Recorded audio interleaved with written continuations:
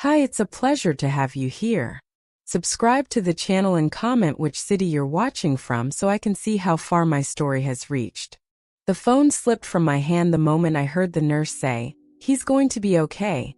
And I dropped to my knees right there on the hospital floor, sobbing with a mixture of relief and exhaustion as I realized I'd survived yet another crisis alone.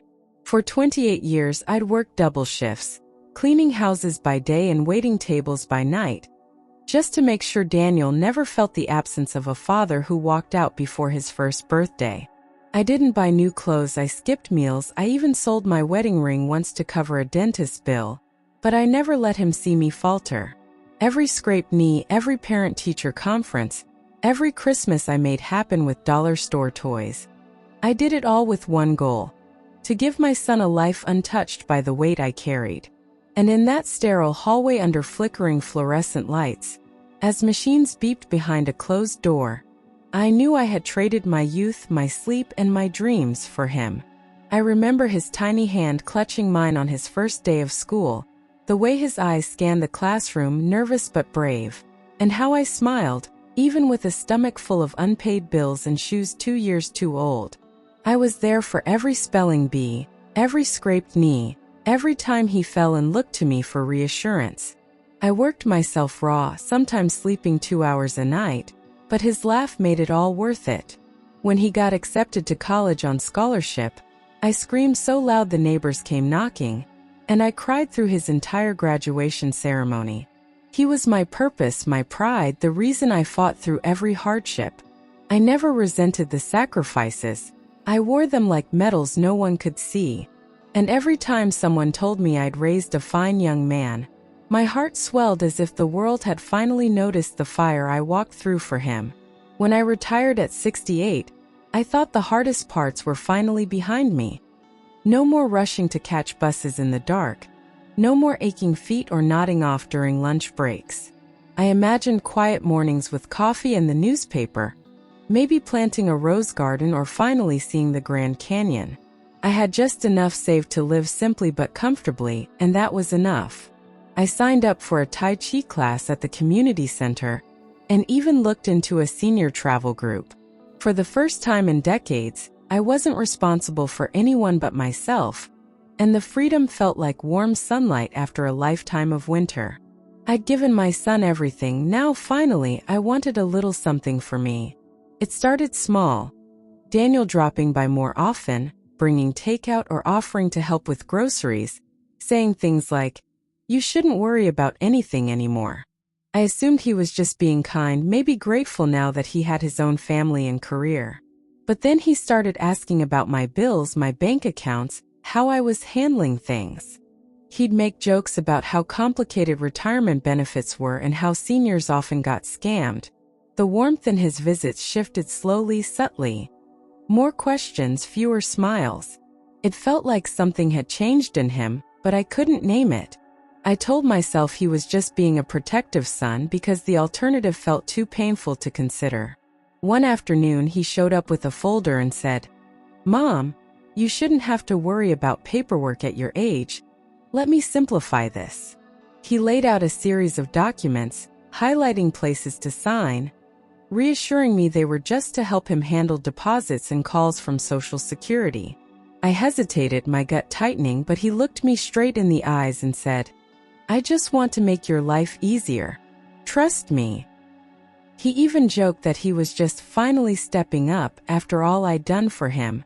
Tired from a sleepless night and touched by what seemed like concern, I signed. He hugged me afterward and promised, "You won't regret this, Mom." But I would.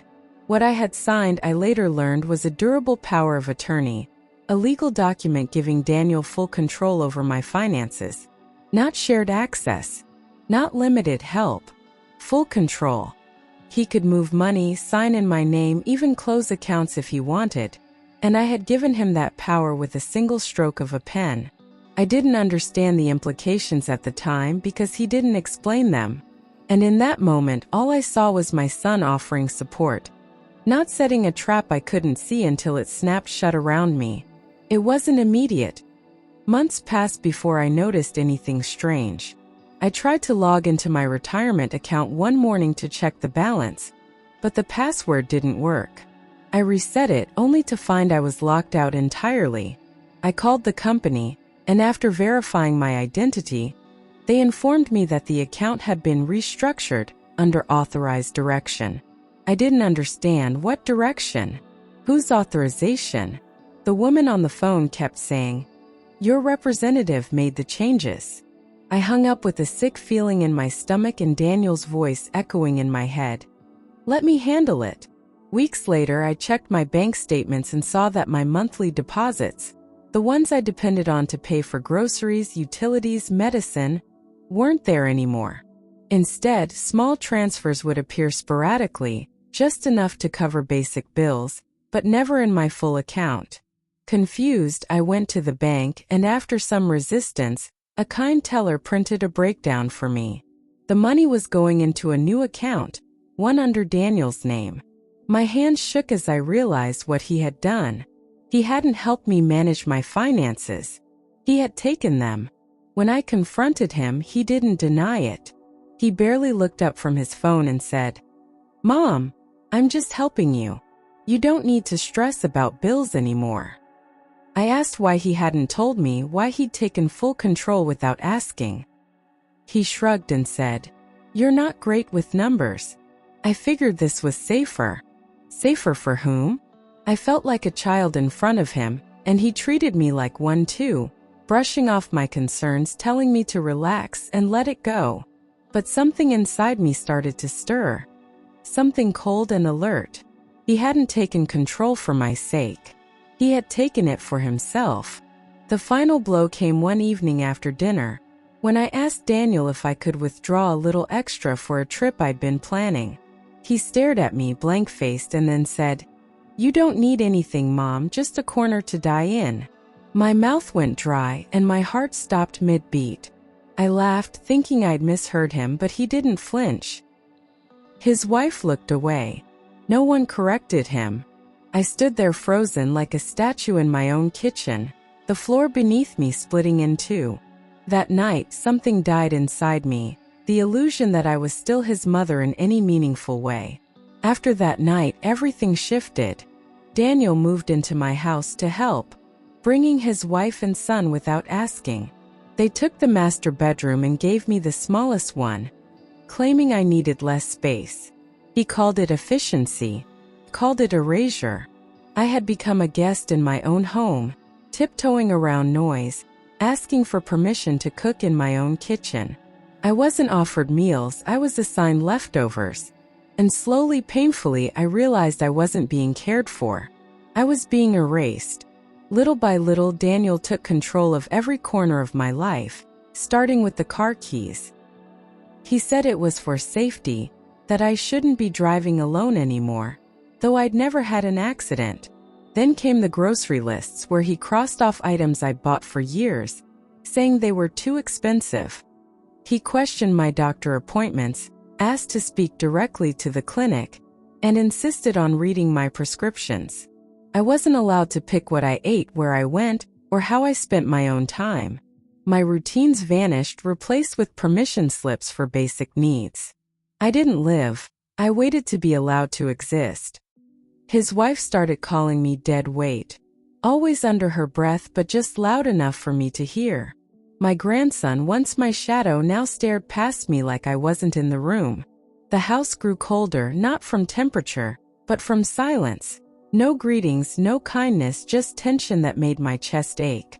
I tried to talk to them, to be part of their lives, but I was either ignored or shut down with sharp looks. I became invisible inside walls I had painted, beneath a roof I had paid for. The isolation was worse than poverty. It felt like being buried alive in a place I used to call home.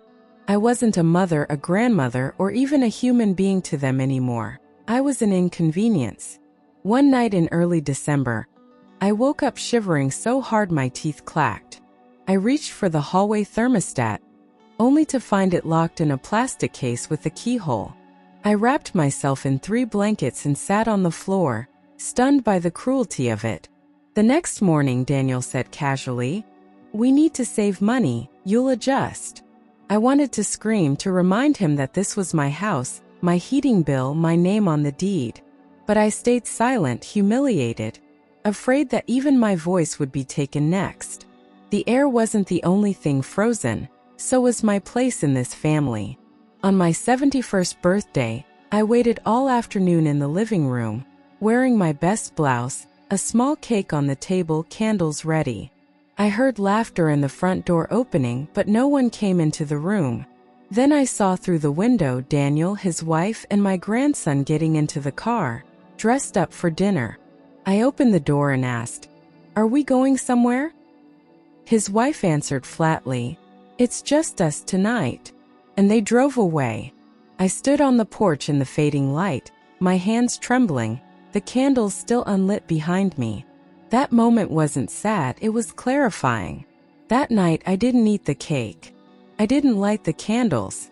I just sat at the table as the hours passed, the room darkening around me, and cried until my chest ached. The tears weren't loud or dramatic. They were quiet, defeated. The kind of tears that come when you realize no one's coming back for you. I thought of every birthday I'd thrown for Daniel, every gift I couldn't afford but gave anyway. I thought of all the love I poured into him, hoping it would one day return. And then I realized something that nearly shattered me. He didn't forget me. He just didn't care. That truth hurt more than anything else he'd done. But somewhere between those tears and the dawn, something inside me shifted. Not anger, not yet, but a flicker of something stronger than sorrow. I looked around at the house I built, the walls I painted, the furniture I paid for with decades of labor. I thought, this is mine. He lives here because I let him. That was the moment I knew I couldn't die like this. In a corner, waiting for permission to breathe. I might have been tired, heartbroken, but I wasn't done. That night, I stopped being the victim of my story. I started becoming the author again. The next morning, while Daniel was at work and the house was quiet, I opened the old filing cabinet I had nearly forgotten about.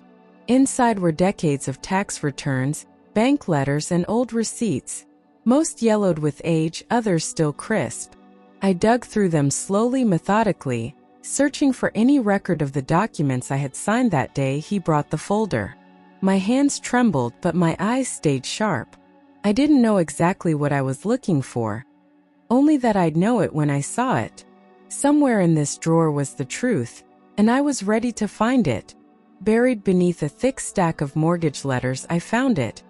A notarized copy of the power of attorney, but something about it was wrong. My name was there, my supposed signature too, but it wasn't mine. I knew my handwriting better than anyone, and that wasn't how I signed. My stomach turned. The notary stamp was real, but the signature next to it wasn't mine. I held it in my hands like a weapon that had been used against me. For the first time, I saw it not as a mistake, but as a crime. I kept digging, heart pounding, and found another document. A bank form with both our names. It was a request to transfer a joint account into Daniel's name only. The signature next to mine was a perfect copy of the forgery I'd just seen. He had stolen not just my money, but my identity. This wasn't carelessness or overreach. This was premeditated. Every smile, every visit, every trust me had been part of a plan. And now I had proof, and something else I hadn't felt in years: power. I took a bus to the nearest legal aid office, clutching a manila envelope like it was oxygen. The attorney, a sharp-eyed woman in her 40s, read through the papers in silence before looking up and saying, "This is elder financial abuse, clear as day." She explained that forging a power of attorney was not just unethical, it was a felony. I felt shame creep up my neck, but she stopped me. "You're not the criminal here. You're the victim." For the first time, someone said it out loud. I wasn't crazy. I wasn't overreacting. I was a mother who had been robbed by her own son, and I had every right to fight back. The lawyer leaned forward and said, "What your son did is a crime in all 50 states, and not a minor one." She explained that elder financial abuse, especially involving forgery, carries real legal weight, and prosecutors are taking it more seriously than ever. She pulled out a brochure listing resources for victims and highlighted the penalties Daniel could face. I sat there in stunned silence, not because I didn't believe her, but because part of me still didn't want it to be true. I wanted to believe this was a misunderstanding, a mistake, something we could talk through. But deep down I knew better. And now the law was finally on my side. We spent hours going over my financial history, printing bank statements, documenting every irregular deposit, every change made to my accounts. The lawyer created a timeline, each point revealing a deeper level of deceit. The fake signatures, the diverted funds, the account closures. She told me to keep everything: emails, voicemails, even casual text messages that hinted at control. I didn't just feel like a mother anymore. I felt like a witness. For the first time, the story I'd lived through was being treated as evidence, not exaggeration. I left that office with a folder full of documents and a mission to take back what was mine. The next step was calling the Social Security Administration, something that terrified me more than I admitted. I expected to be dismissed, questioned, maybe even blamed, but instead, the agent I spoke to listened carefully. When I mentioned the forged power of attorney and the unauthorized changes to my account, her tone shifted immediately. She told me my case would be escalated and that an investigation team would follow up. I provided the lawyer's contact and all documentation I had gathered. By the time I hung up, my hands were shaking, not from fear but from hope. Finally, someone believed me. Finally, someone was listening. With the lawyer's help, we filed official papers to revoke the forged power of attorney and strip Daniel of all access to my accounts. It wasn't simple. The financial institutions required multiple calls, notarized forms, and hours of verification. But eventually, I watched as my name was restored, my control reestablished. The sense of relief was overwhelming, like taking a deep breath after being held underwater for too long. No more lies. No more watching my money disappear without explanation. I wasn't just recovering dollars. I was reclaiming my voice, my autonomy, and my right to live with dignity. We opened a brand new bank account, one only I could access, and contacted the SSA to reroute my monthly retirement checks. When the first confirmation came through, I stared at it for a long time, not because of the amount but because it had my name on it and mine alone. No middleman. No manipulations. Just what I had earned after a lifetime of work. It felt like getting a piece of myself back. Something I hadn't realized I'd lost until it returned. The next time Daniel asked, "Need anything?" I just smiled and said, "No, I've got everything I need." But justice wasn't enough, not yet. I wanted him to know that I knew. I wanted him to feel what I had felt, powerless, exposed, afraid. So I made copies of every forged document, every altered form, and every screenshot of his withdrawals. I wrote a note in my cleanest cursive: "You should have known better than to steal from the woman who taught you to read." I folded it slowly, deliberately, and placed it on top of the stack. Then I sealed everything in a thick envelope and started planning exactly where to put it. I chose the refrigerator because I knew he checked it multiple times a day, especially the shelf where he kept his precious cheesecake, a dessert he guarded like gold. I slid the envelope inside a zippered freezer bag and tucked it behind the box of frozen peas, right at eye level. Then I put everything back just as it was. If he found it too soon, it would ruin everything. If he never found it, I'd deliver it myself. But I had a feeling his appetite would do the work for me. I smiled as I closed the door, a strange calm settling over me. The trap was set. On top of the documents, I had placed a single sheet of paper. No threats, no yelling, just a sentence he would never forget. "Never underestimate your mother. You don't know what she's capable of." The handwriting was neat, even elegant. A mother's hand, not a lawyer's. It wasn't about vengeance. It was about power. I wanted him to feel the same chill I had felt the night he locked the thermostat. I wanted him to realize that the woman he dismissed as old and helpless had just flipped the story. And I wanted him to live with the fear of what I might do next. For days I acted normal, maybe even happier than usual. I made his favorite coffee in the morning, watched his son while they ran errands, folded towels with a smile. Every word I said was light, every gesture relaxed, like I had accepted my role and given up the fight. But inside I was watching, waiting, listening for the moment he'd open that fridge and come face to face with everything he thought he'd buried. He had no idea the ground beneath him had already started to crack, and I had never felt more in control. It happened on a Thursday afternoon. I was pruning the dead leaves from my peace lily when I heard the refrigerator open, then silence, a long eerie pause that cut through the usual hum of the kitchen. I glanced up just in time to see Daniel standing there, holding the freezer bag, his eyes locked on the envelope.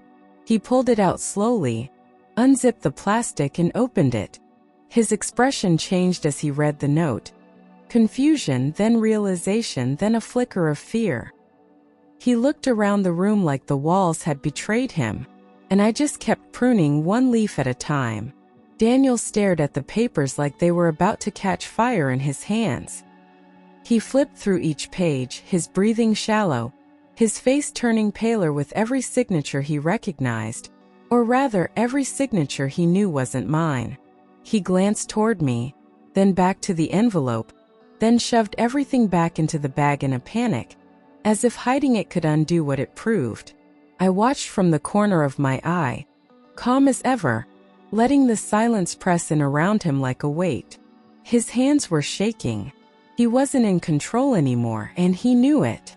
The fear I'd lived with for months was now living in him. He stormed into the living room, holding the envelope like it was a weapon, and shouted, "Where did you get these?" I didn't flinch.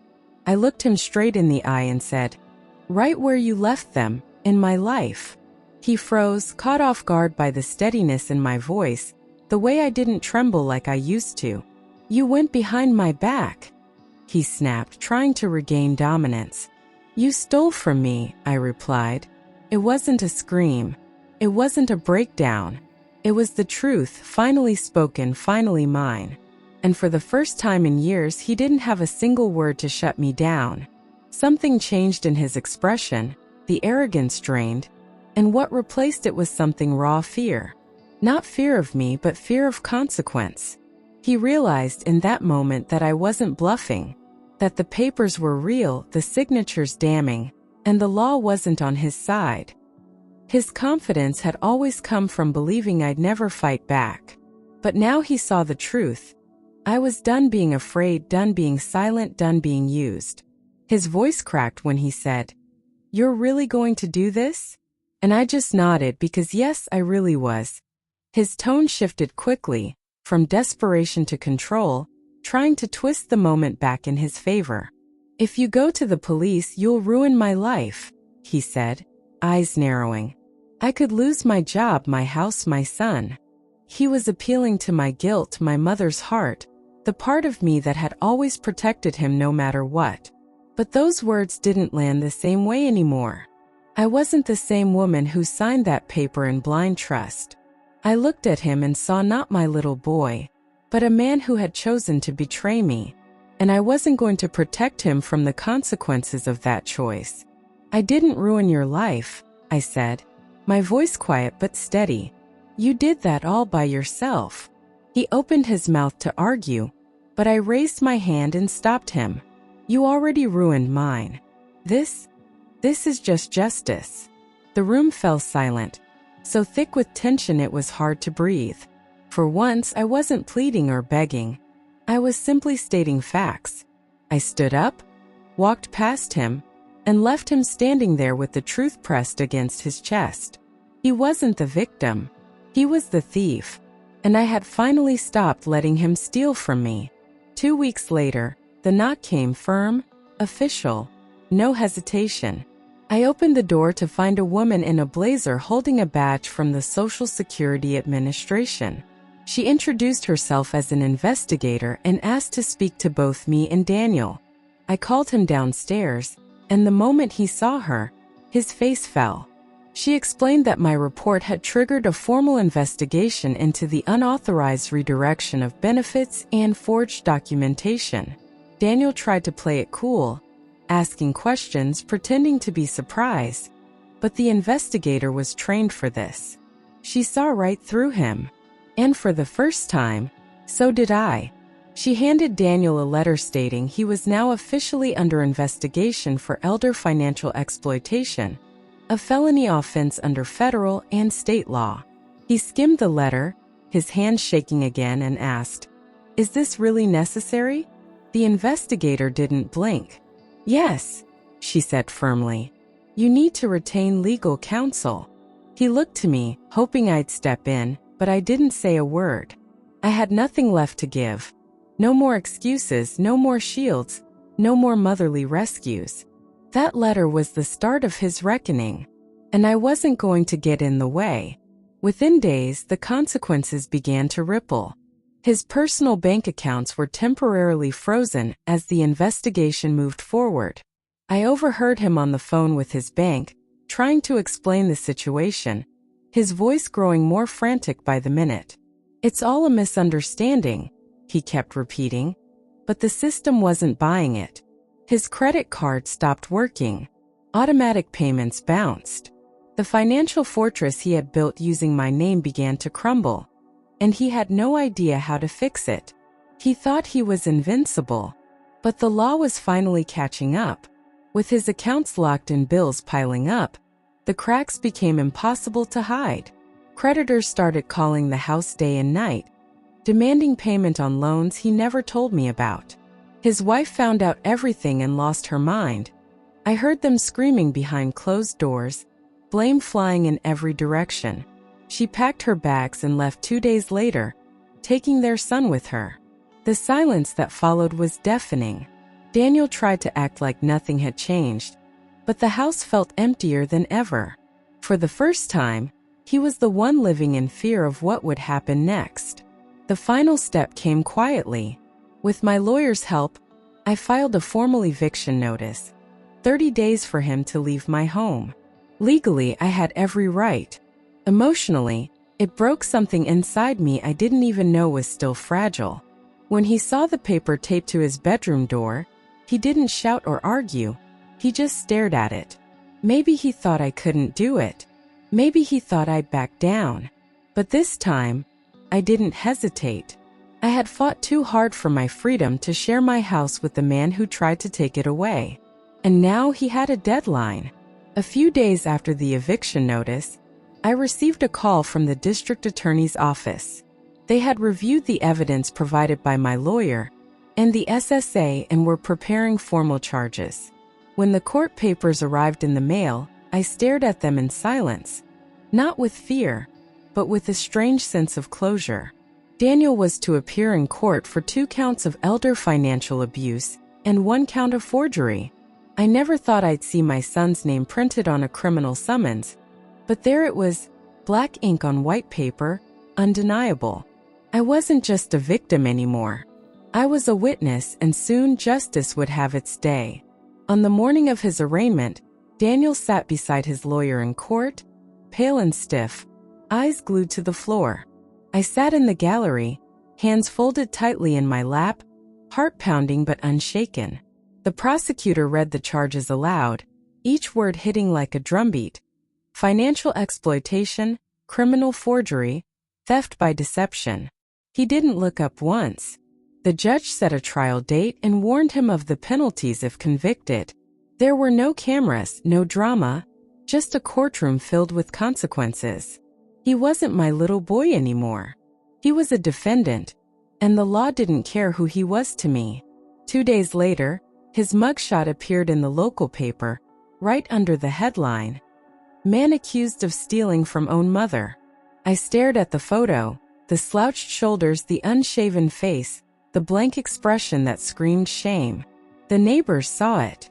Church friends called to ask if it was real. Even the woman from the pharmacy avoided eye contact the next time I came in. I didn't defend him. I didn't hide. I simply said, "Yes, it's true," and let their silence fill the rest. The truth was finally out. Not whispered in corners, but printed in bold for everyone to see. And somehow that felt like justice too. When the trial began, I sat through every hearing, every witness statement, every moment the prosecutor listed Daniel's betrayals in careful detail. They showed the forged documents, the bank transfers, the locked thermostat photos. I didn't cry. I didn't flinch. I just listened, not as a heartbroken mother, but as a woman reclaiming her story. His lawyer tried to paint it as a misunderstanding, as a son trying to help and getting overwhelmed. But the evidence was louder than any excuse. And when the judge asked if I had anything to say, I stood and said, I trusted him. And he broke everything. Before the final judgment, Daniel changed his plea guilty. His lawyer negotiated a deal to avoid trial and possible prison time. The judge accepted the plea but made it clear. This court does not take financial abuse of elders lightly. Daniel didn't look at me during sentencing. His hands were clenched, his voice low, like a man watching his life shrink before his eyes. I sat still, surrounded by strangers, but I had never felt more seen. He had confessed not to me but to the system he thought he could outsmart. And that confession mattered more than any apology he'd never given. The judge ordered Daniel to pay full restitution.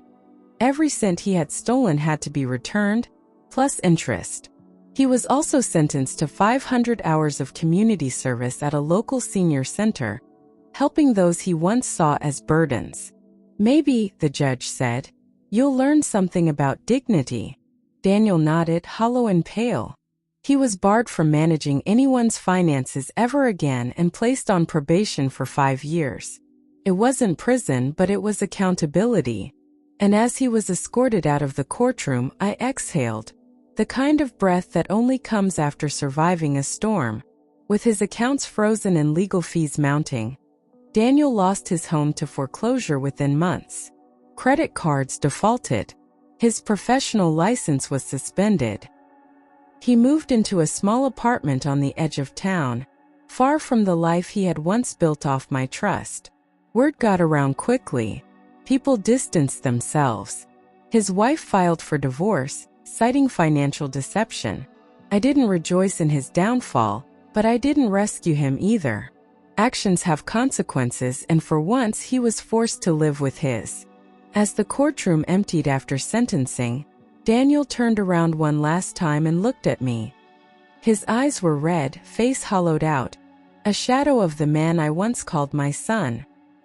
He opened his mouth to speak, but nothing came out. I stared back, not with anger, but with the clarity of someone who had given too many chances. I didn't nod. I didn't cry. I simply stood and walked past him, carrying only my bag and the strength he once tried to take from me. That was our final moment, silent, sharp, and deserved. The house was quiet again. No locked thermostats, no tension in the air, no footsteps I dreaded hearing at night. I stood in my own kitchen, brewed coffee without asking permission, opened my mail without fear. The rooms felt bigger, not because anything had changed, but because I had. I was no longer shrinking to fit into someone else's control. My name was back on every document, every account, every piece of my life. And for the first time in years, the peace I had dreamed of was finally real, and completely mine. I changed the locks the same day he moved out. Then I repainted every room. Soft yellows, warm blues, colors that made the house feel alive again.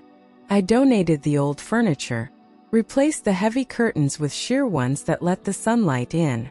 I filled the kitchen with flowers, played music while I cooked, left windows open just because I could.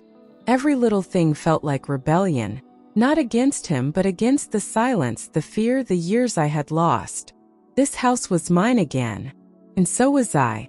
The first retirement check that arrived in my new account felt like a quiet victory.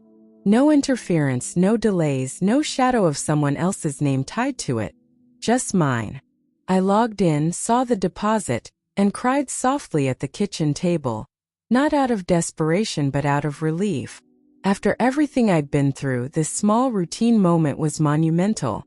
I could buy my own groceries, pay my own bills, choose my own future. That check wasn't just money. It was proof that my life was finally under my control again. And that feeling after so long was priceless.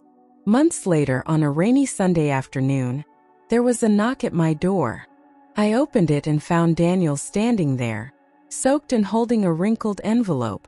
He looked thinner, older, like the weight of everything had finally caught up to him.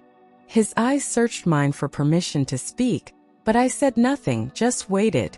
"I'm not here to ask for anything," he said quietly. I wanted you to have this." He handed me the envelope and stepped back into the rain, waiting to see if I'd open it. Inside was a handwritten letter. Not typed, not polished, just raw. Daniel wrote that he had started therapy, was attending financial responsibility classes, and had joined a support group for elder abuse awareness. He didn't make excuses. He didn't ask for forgiveness. He admitted everything. The greed, the manipulation, the selfishness that blinded him. He said losing everything had forced him to look in the mirror and finally see what he had become. He ended the letter with, "I don't deserve your trust again, but I hope one day I can earn your respect." I sat there for a long time, letting the ink and the truth sink in. The next time he visited, he didn't look like the man who once controlled my life. He was quieter, slower. No trace of the sharpness that once cut through our conversations like a blade. He didn't try to hug me or step inside. He stayed on the porch, hands in his pockets, as if unsure whether he even belonged in my world anymore. I offered him a chair. He declined. We sat in silence for a few minutes, and I noticed how his eyes were softer now, not full of pride or plans but of regret. Sometimes consequences shape people more than comfort ever could. One morning over coffee on the porch, he finally asked, "Can we try again, Mom?" His voice was low, almost afraid of the question itself. I looked at him, searching for a sign that this was real. Not another performance, not another scheme. But what I saw wasn't manipulation. It was a man stripped bare by his own mistakes, hoping for something more than just a second chance. I didn't answer right away. I just sipped my coffee and said, "That depends on what trying again means to you." I wasn't offering forgiveness. I was offering conditions. I told him clearly, "If we're going to rebuild anything, you will respect my independence, my decisions, and my home." He nodded quickly, but I raised a hand to stop him. "Don't agree just to please me. This isn't about approval. It's about boundaries." I explained that I would never let anyone, not even him, control my life again. He listened, really listened, not interrupting or defending himself. And when I finished, he simply said, "Okay, I understand." For the first time, I believed he actually did. We didn't jump back into anything.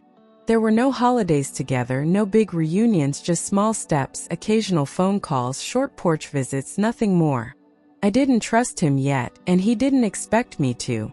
Every interaction was cautious, quiet, like walking across ice we both knew could still crack. But there was something different this time. He wasn't trying to be the center anymore. He asked about my hobbies, my friends, my garden. He spoke less, listened more. The road back was long, but for once he was willing to walk it without shortcuts. I started volunteering at an elder rights organization, helping people spot red flags, understand legal protections, and speak up without shame. I shared my story, not the polished version but the truth with all its cracks and shadows. Women cried. Men nodded in silence. Some took notes with shaking hands. I realized I wasn't alone, and neither were they. My pain had become something useful, something that could shield someone else from the trap I fell into. It didn't erase what happened, but it gave it purpose. And that mattered more than I ever expected. One day, the community center asked me to speak at their annual awareness event. I stood on stage with a microphone and trembling hands, staring at a room full of strangers. Then I told them everything: the trust, the betrayal, the cold nights, the locked thermostat. I didn't hold back because hiding it wouldn't help anyone. When I finished, the applause was soft at first, then grew. Not for the pain but for the survival. A woman hugged me afterward and whispered, "You gave me the courage to tell my daughter no." That night, I slept better than I had in years. What I learned through all of it was this: love is not permission to be silent. It's not an excuse to give up your power, even for family. I raised my son with everything I had, but I should have never handed him everything I was. Trust needs boundaries. Compassion needs limits. And dignity isn't something you earn once. It's something you protect every single day. My story wasn't about revenge. It was about remembering who I was and making sure no one, not even the person I loved most, could take that away again. I began doing things I had only ever dreamed of before. Small, simple joys that felt like freedom. I took a train to the coast and watched the waves roll in without anyone telling me I was wasting money. I joined a book club, grew tomatoes in the backyard, and took a painting class even though I had no talent. The days felt mine again, not borrowed, not filtered through someone else's approval. I laughed more. I slept better. And I no longer waited for someone to give me permission to live. I gave that to myself. Daniel began sending holiday cards. Not long letters, just small gestures, always signed with humility. On some Sundays, he'd visit and help me fix a cabinet or change a light bulb, always asking first. He didn't push. He didn't expect. He just showed up, quietly, respectfully, like a man trying to rebuild something with patience. He brought his son a few times, and I saw in my grandson's eyes a gentleness that reminded me of Daniel as a boy. There were still long silences between us, but no more pretending. We were building something real, even if it was slow and fragile. It took losing almost everything to remember I had never been powerless. I had survived abandonment, poverty, single motherhood, and betrayal, not because I was lucky but because I was strong. I had been quiet but never weak. I had bent but never broken. And once I stood up for myself, the world around me began to shift. I wasn't just a victim of elder abuse. I was a woman who had reclaimed her life. And in that truth, I found a strength deeper than any revenge. The power to never let it happen again. In the end, I didn't just get my money back. I got my dignity, my voice, my peace. I became someone others looked to for strength. Someone who showed that age doesn't mean helplessness, and love doesn't mean surrender. Daniel may have stolen from me, but he couldn't steal who I was. And when I remembered that, I took everything back. I don't know what the future holds between us, but I do know this. I will never be underestimated again. Because I am a mother. And we don't break, we rise. That spring, I finally planted the rose garden I'd always dreamed of. Soft reds, deep purples, delicate whites. I tended it every morning with hands that once scrubbed floors and raised a child alone. The thorns didn't scare me. They reminded me of everything I had endured. Each bloom felt like a symbol, not just of survival but of growth, of becoming. I didn't plant it for anyone else. I planted it for me, because I deserved beauty in my own backyard. When the community center updated its donor wall, they asked how I wanted my name listed. I told them, just my name. No titles. No stories. Let people ask. Because now, my name meant something again, not because of my past, but because of how I stood back up. I had been a forgotten woman in her own home. And now I was someone who helped others find their voice. The name I once signed on forged documents now signed petitions, letters of support, and checks to help women like me. I had taken it back, letter by letter. Sometimes when I sit quietly in the evening, I imagine writing a letter to the woman I was at 40, exhausted, afraid, stretching every dollar, wondering if the sacrifice would ever be seen. I would tell her, it will be hard, and it will hurt, but don't stop loving. Just learn to love yourself too. I'd tell her not to confuse silence with strength, and that her worth was never in her paycheck or her son's approval.